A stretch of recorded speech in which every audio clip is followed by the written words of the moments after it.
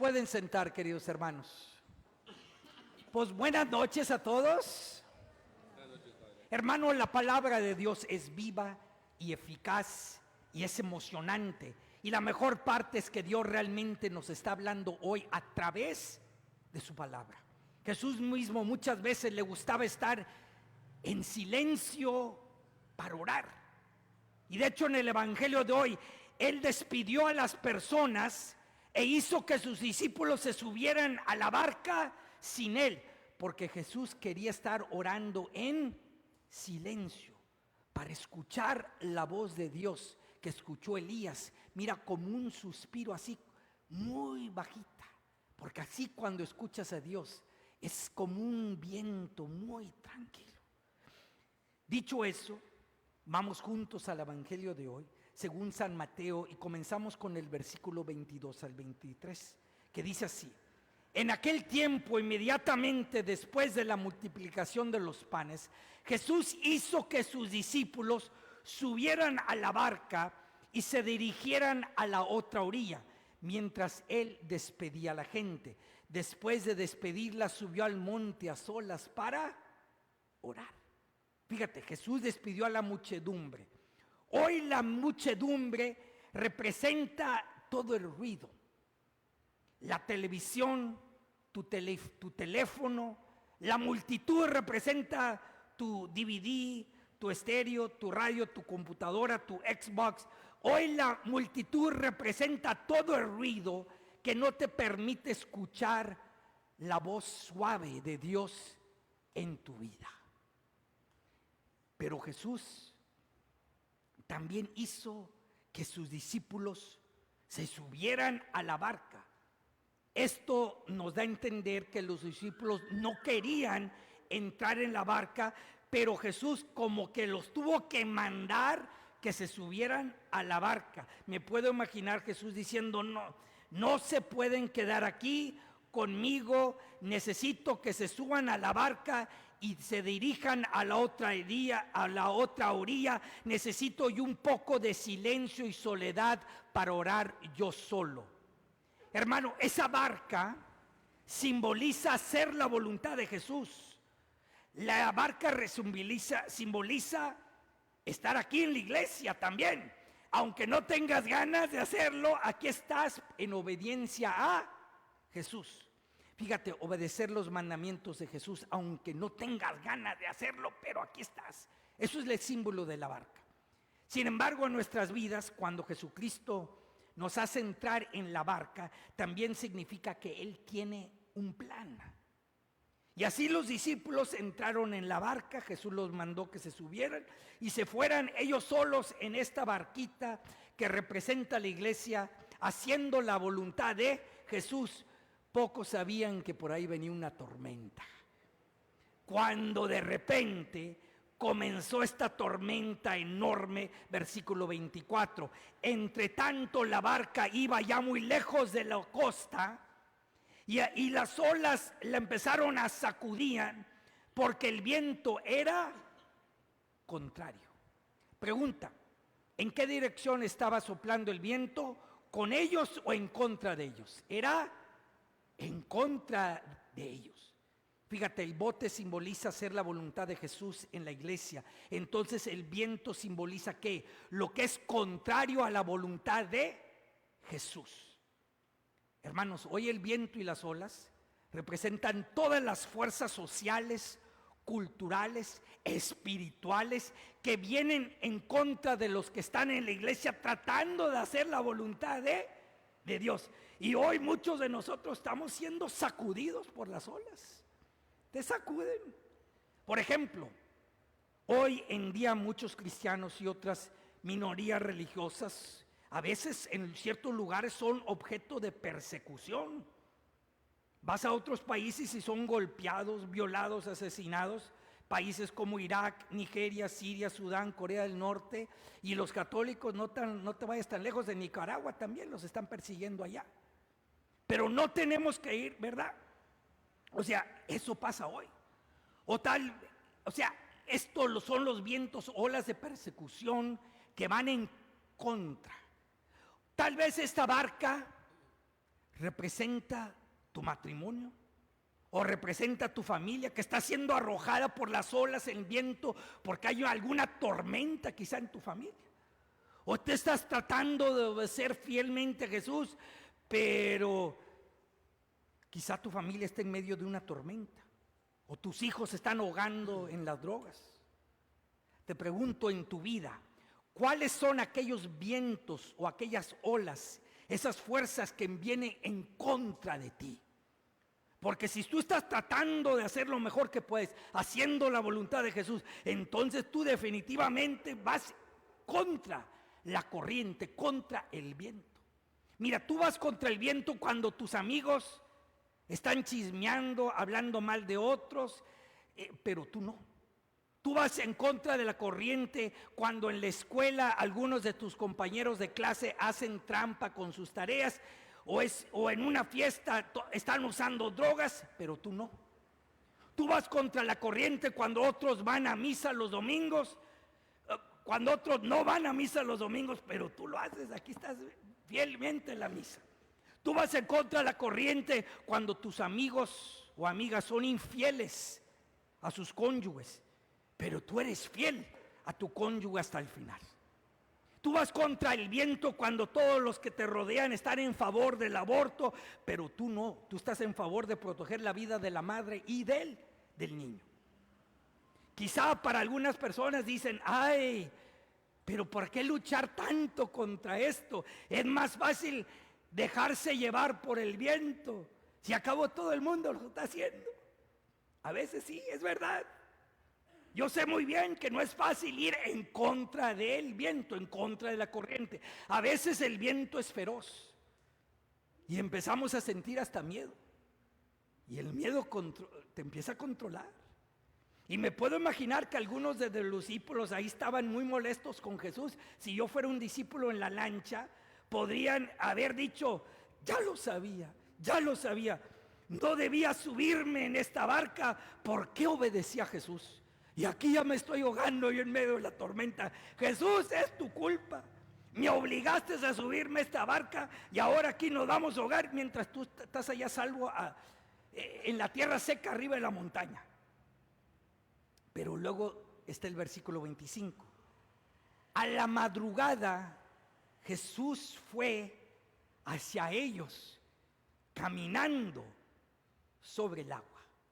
Pregunta, ¿en qué tiempo Jesús caminó hacia ellos? Dice la madrugada. En el griego original dice la cuarta hora.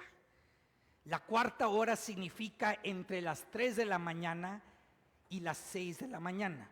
En otras palabras, en el momento más oscuro de la noche. Y fue precisamente en este momento, en el momento más oscuro de la noche, cuando el viento estaba en su punto quizá más fuerte, que Jesús caminó hacia ellos sobre el agua. Fíjate, lo mismo pasa con nosotros. No importa qué tan mal que se ve en tu vida. No importa qué tan fuertes sean los vientos contra ti. No importa qué tan oscuro está la situación a tu alrededor. No importa lo desesperante que se vea. Si tú estás en la barca obedeciendo la voluntad de Jesús y verdaderamente tratando de hacer su voluntad, Jesús nunca te va a abandonar. E incluso si Él tiene que caminar sobre el agua para rescatarte, lo va a hacer. Lo va a hacer. Versículo 26 al 27. Los discípulos al verlo andar sobre el agua se espantaron y decían, es un fantasma. Y daban gritos de terror. Pero Jesús les dijo enseguida, tranquilícense y no teman, soy yo. A ver, hazme un favor, por favor dile a la persona a tu lado, tranquilízate y no temas, Jesús está aquí. Les puedes decir a la persona a tu lado, tranquilízate y no temas, Jesús está aquí, cálmate, relax.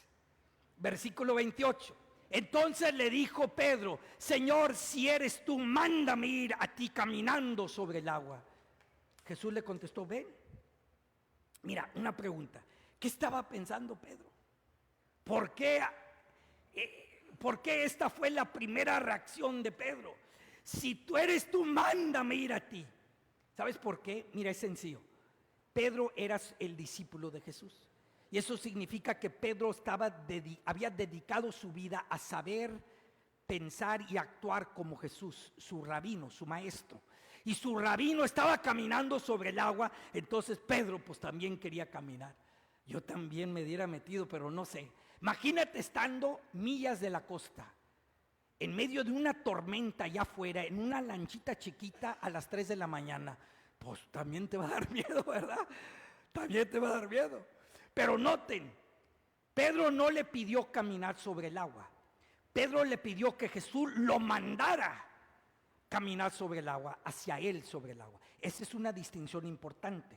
O sea, Pedro estaba básicamente diciendo, Señor, si tú me mandas, entonces yo sé que puedo hacerlo, porque tu palabra tiene poder, porque tus mandatos están respaldados por tu gracia, y con tu gracia no hay nada que yo no pueda hacer.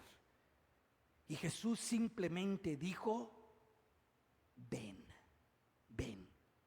Fíjate, estaba comprobando y enseñándole su autoridad divina aún sobre la naturaleza, porque realmente para Jesús nada es imposible. Ahora noten que Jesús no calmó la tormenta para Pedro. Jesús no dijo, a ver, espérate Pedro, deja calmo por primero la tormenta para que se calmen las olas y luego ya puedes tú caminar sobre el agua porque yo sé que eres un principiante. No, Jesús llamó a Pedro a caminar en medio de la tormenta sobre el agua. ¿Por qué? Porque hay algunas tormentas en nuestra vida que Jesús quiere que caminemos y venzamos. Quizá en estos momentos en tu vida el clima está bonito, quizá en tu vida todo está tranquilo, quizá el clima de tu vida, de tu matrimonio, de todo está templado y en paz.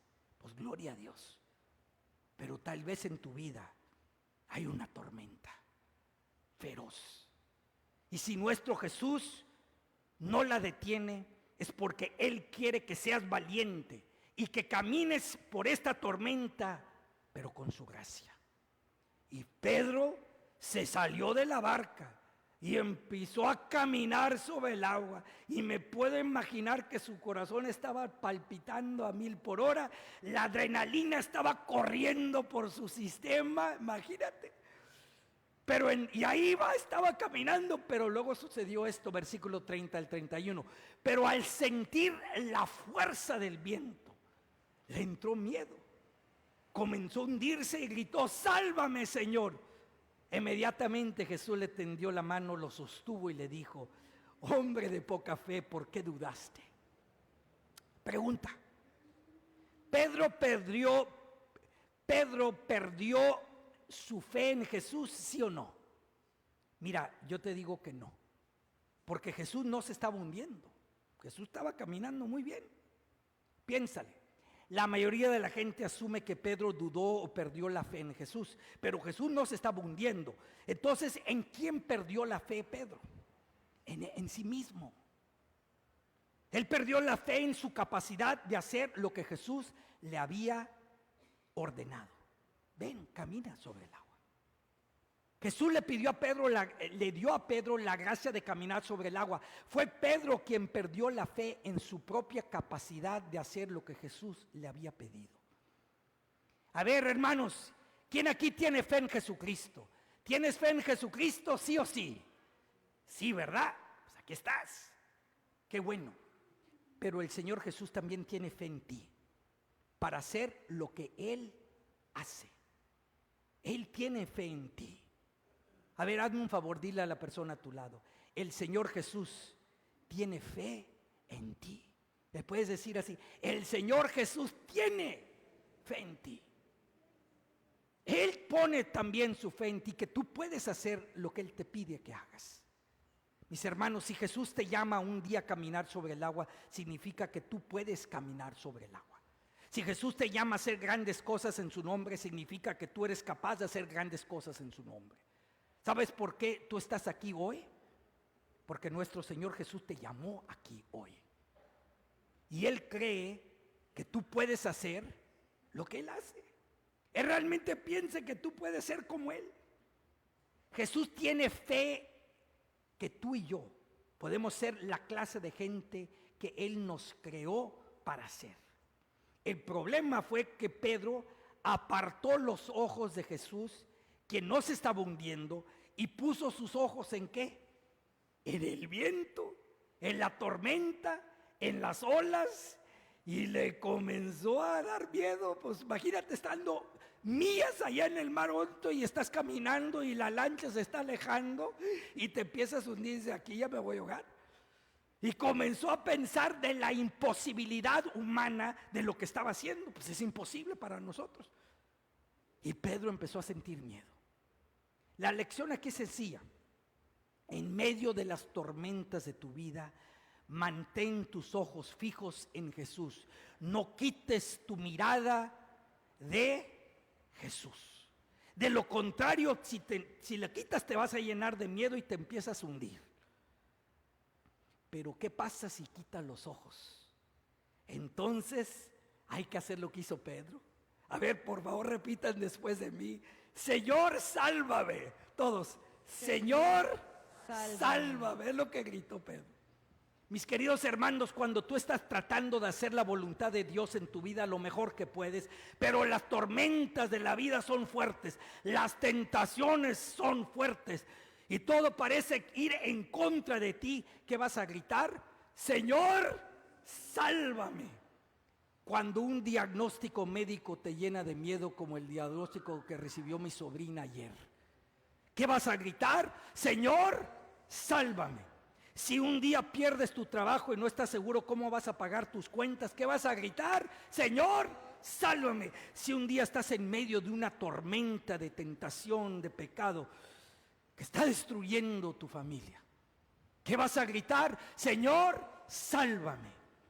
Y es en ese momento, en ese precioso momento, cuando llamas a Jesús que te salve, que Jesús extiende su mano y te salva. Quizá Él permitió esa tormenta precisamente para que lo reconocieras como tu Salvador. Precisamente quizá Dios permitió todo eso para que tú grites a Él y ahora lo conozcas como tu Salvador. Y tal vez ese es el momento más importante en tu vida espiritual. A ver, última cosa. Pedro, cuando ya Jesús le extendió la mano, se agarró de él y no lo iba a soltar. O sea, imagínate, yo me hubiera agarrado y no me suelto de ti, Jesús. Jesús no se está hundiendo. Pero mira que Pedro gritó y luego ya cuando agarró, se agarró y no lo iba a soltar. Nunca sueltes a Jesús. No lo sueltes. Última cosa, Jesús le dijo así a Pedro: hazme un favor, dile a la persona a tu lado, última vez. Hombre de poca fe, ¿por qué dudaste? Le puedes decir a Jesús, le puedes decir a la persona a tu lado: hombre de poca fe, ¿por qué dudaste? ¿Por qué dudaste? Recuerda, si estás obedeciendo la voluntad de Jesús, y ahí vas en la barca de la iglesia, no hay ninguna crisis, ninguna dificultad, ninguna enfermedad, ningún pecado, ninguna tormenta, ninguna pandemia, ninguna tentación, nada que no puedes vencer, porque Jesús tiene fe en ti. Gloria al Padre, al Hijo y al Espíritu Santo, como era en el principio, ahora y siempre, por los siglos de los siglos. Amén.